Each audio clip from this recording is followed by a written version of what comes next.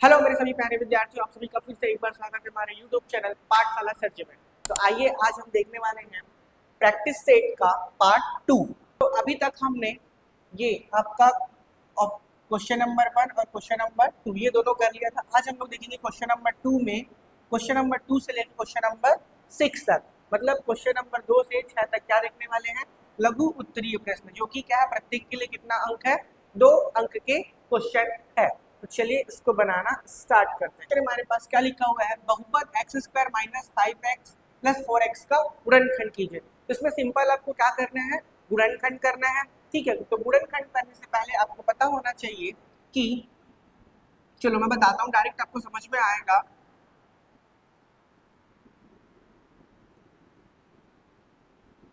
हल दिया है, क्या दिया अपने को question, X square minus 5x plus 4 equal to 0। ठीक है, स्टैंडर्ड इक्वेशन जो होता है वर्ग समीकरण का, a x square plus b x plus c equal to 0 ये होता है। तो यहाँ पास ए इज इक्वल टू क्या है 1, बी इज इक्वल टू देखेंगे तो -5 और सी इज इक्वल टू क्या है आपका 4। ठीक है, तो इसको हमको क्या करना रहता है, स्प्लिट करना रहता है बीच वाले को। तो कैसे करेंगे, देखो एक्स स्क्वायर यहाँ पास -5x है, एक बार और लिख लेते हैं, प्लस 4 इक्वल टू 0। ये टूटेगा आपका -4x और -1 में, प्लस 4 इक्वल टू 0। ठीक है, अब इन दोनों में से क्या लेंगे, कॉमन, इन दोनों में से और इन दोनों में से। तो यहाँ से निकलेगा आपका x माइनस 4, यहाँ से क्या निकालेंगे, -1 कॉमन निकालेंगे, इन दोनों में से क्या निकालेंगे, माइनस का 1। ठीक है, तो यहाँ से बचेगा जो माइनस है वो प्लस और जो प्लस है वो माइनस।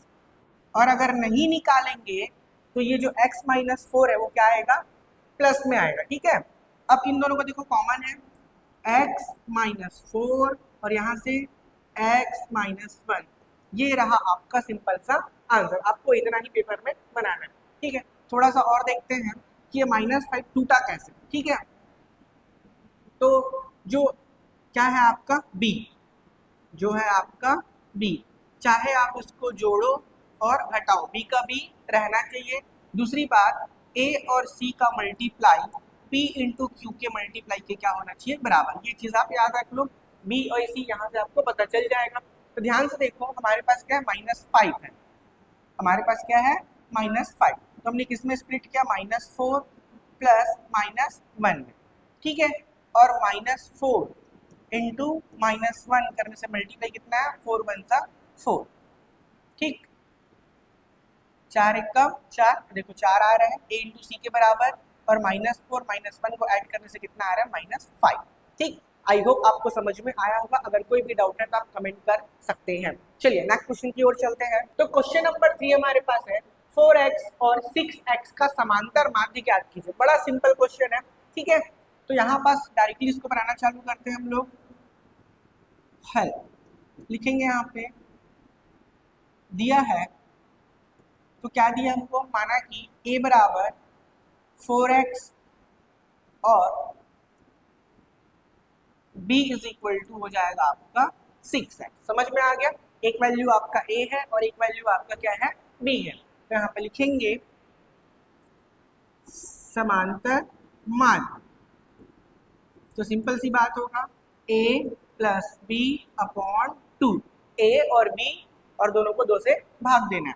तो सिंपल सी बात है, a का वैल्यू क्या है आपके पास 4x, b का वैल्यू क्या है आपके पास 6x, 2 का 2, 6 और 4 कितना होगा आपका 10, x का x और x स्क्वायर नहीं करना है, ठीक है, गलत हो जाएगा। ठीक है, कई लोग क्या करते हैं, x प्लस x स्क्वायर लिखते हैं, ये गलत है।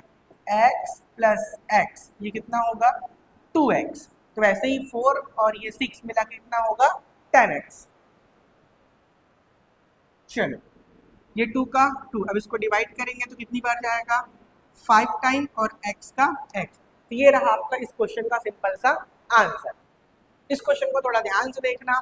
ठीक है, सबसे पहले क्या दिया है, बिंदु, एक ये बिंदु है और एक ये बिंदु के बीच की दूरी, मतलब आपके पास ये एक पॉइंट है और ये एक पॉइंट है, इन दोनों के बीच की क्या का निकालना है अपने को, दूरी। ठीक है, तो चलिए देखते हैं।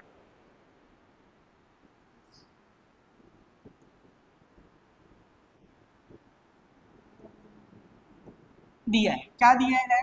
इस बिंदु को नाम दे देता हूं मैं P x1 और ये y1, ठीक है।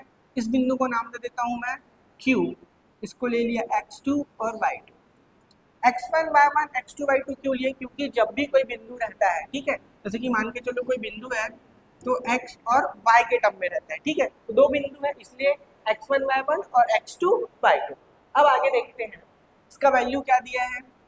-3,2 और इसका दिया है -7,5। इसका डायग्राम देख लेते हैं, ठीक है। ये पॉइंट है पहला और ये क्या है? दूसरा पॉइंट है। इसको हम लोग बोल देंगे P, जो कि क्या है? -3,2। इसको बोल देंगे हम लोग Q, जो कि क्या है? -7 और 5। तो इनके बीच की दूरी निकालना है, तो इनके बीच की दूरी क्या हो जाएगा? PQ। इनके बीच की दूरी क्या हो जाएगा? P से लेके Q तक। PQ के बीच की दूरी, यहाँ पे लिखेंगे PQ इज इक्वल टू, अब आपका आएगा फॉर्मूला। फॉर्मूला ध्यान से देखना, यहाँ पे क्या लिख रहा हूँ मैं? फॉर्मूला। तो फॉर्मूला है x2 माइनस x1 पूरे का whole square plus y2 minus y1 पूरे का होल स्क्वायर।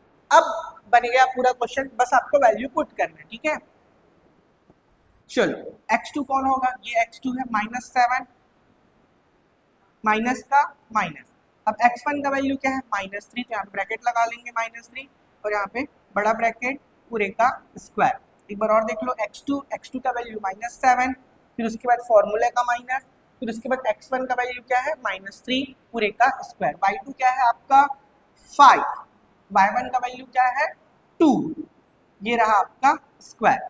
चलो अब ध्यान देंगे थोड़ा सा, -7 का -7 माइनस माइनस प्लस 3 का और 3 पूरे का स्क्वायर, 5 में से 2 गया 3 और 3 का स्क्वायर। आगे बनाते हैं इसको, ठीक है।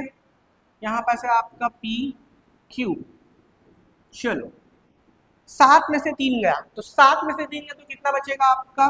4, वो भी माइनस का स्क्वायर और यहाँ पे 3 का स्क्वायर। और आगे देखेंगे PQ -4 का स्क्वायर क्या आएगा? +16। -4 का स्क्वायर क्या आएगा? +16। 3 का स्क्वायर कितना आएगा आपका? 9। तो PQ इज इक्वल टू, अब इसको जोड़ लो, 16 और में कितना होगा आपका? 25। तो PQ बराबर कितना आ जाएगा? 25 का स्क्वायर रूट कितना होगा? 5। और यहाँ पे लिख लेंगे इकाई, ठीक है। इकाई मतलब सेंटीमीटर आता तो सेंटीमीटर, ठीक है। और अगर आपका क्या बोलते हैं मीटर में रहता है तो मीटर में, कुछ नहीं है तो क्या लिखेंगे यहाँ पे? 5 इकाई। तो फाइनली ये क्वेश्चन बन चुका है। आपको इसको स्पीड अप में बनाना है, ठीक है। क्वेश्चन मुश्किल से 2 से 3 मिनट में आपका बनने वाला है।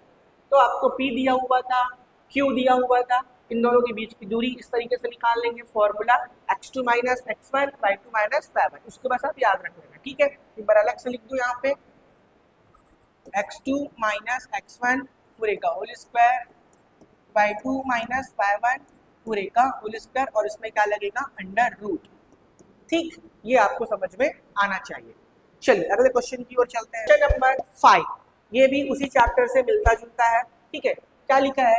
एक रेखा, क्या लिखा है? एक रेखा इस पॉइंट और इस पॉइंट से होकर जाती है, उस रेखा की प्रवणता याद कीजिए। सिंपल सा फॉर्मूला है इसमें, चलो इसको भी बनाते हैं।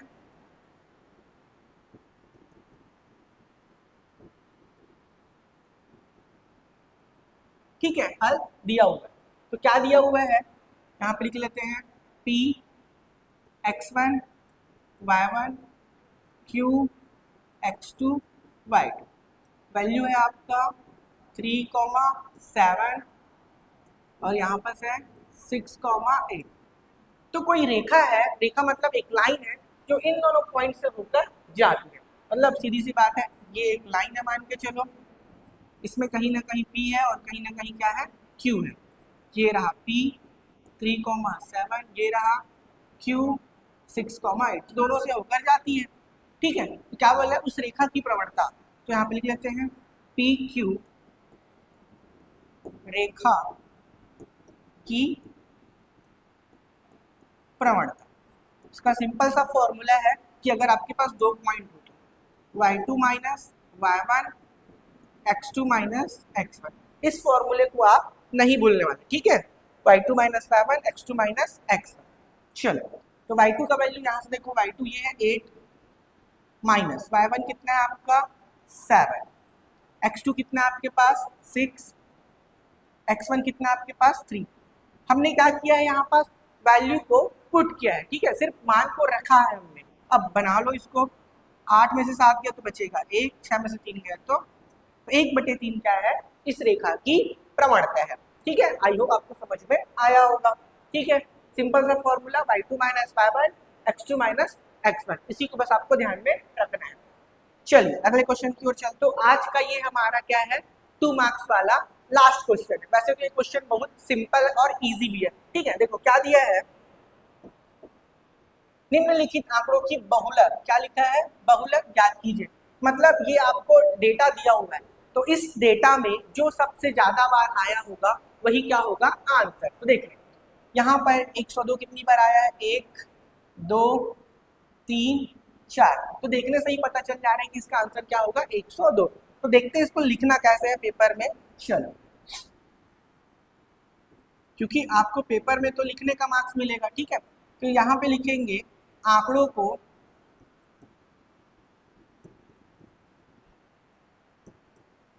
ठीक है बढ़ते क्रम में,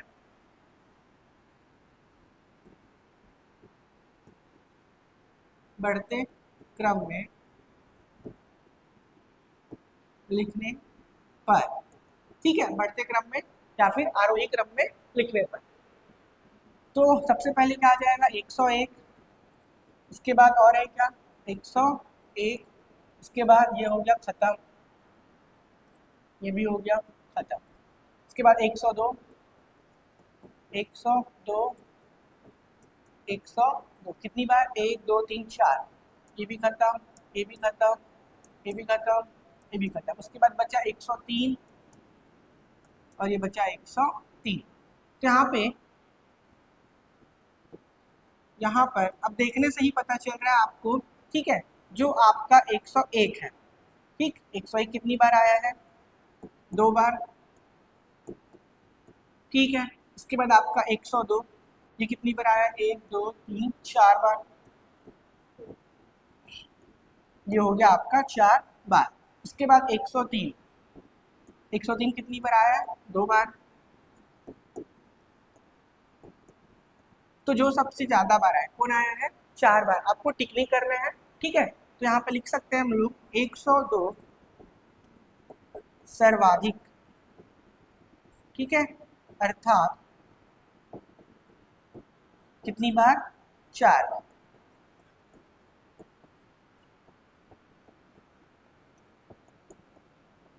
ठीक है। तो यहाँ पर जो बहुलक है, क्या पूछा है, बहुलक।